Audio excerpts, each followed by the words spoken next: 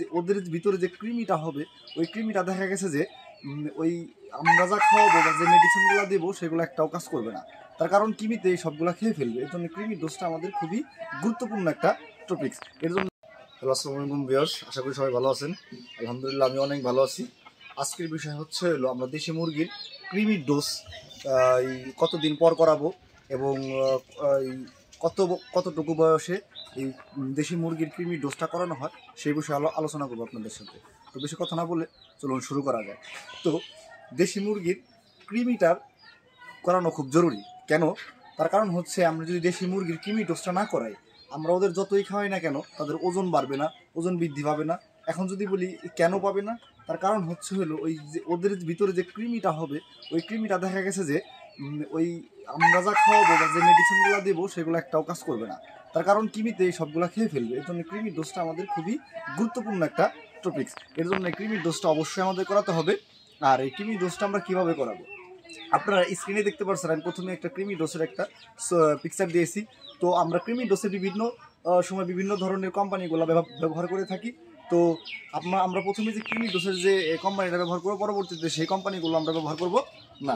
দেখা গেছে যে আমি এইবার যে কৃমি ডোজের যে কোম্পানিটা ব্যবহার করব, পরের বার ওই কোম্পানিটার ব্যবহার করব না।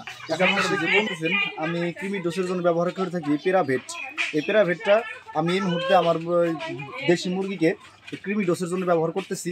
এখন প্রশ্ন হচ্ছে যে এই যে প্যারাভেটটা কতটুকু পরিমাণ এবং কত লিটার পানির মধ্যে দিতে হয়, সেটা হচ্ছে এই প্যারাভেটটা 1 গ্রাম 1 লিটার পানির সাথে আপনারা দিবেন। সাধারণত এই 45 থেকে 40 দিন পরবর্তী সময়ে কৃমি ডোজটা করানো হয়। এর মধ্যে কৃমি ডোজ করার কোনো প্রয়োজন হয় না।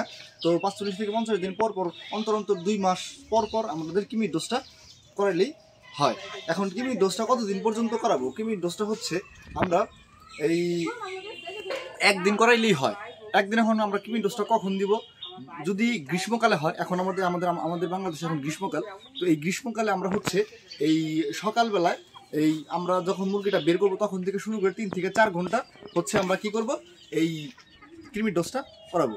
তো এইভাবে আমরা যদি দেশি মুরগির 2 মাস অন্তর কৃমির ডোজটা করতে পারি, তাহলে আমরা ডিমের প্রোডাকশনটা অনেক ভালো পাবো। বা আমরা যদি মাংসের জন্য করে থাকি, মাংসটা অনেক ভালো মাংস দিবে।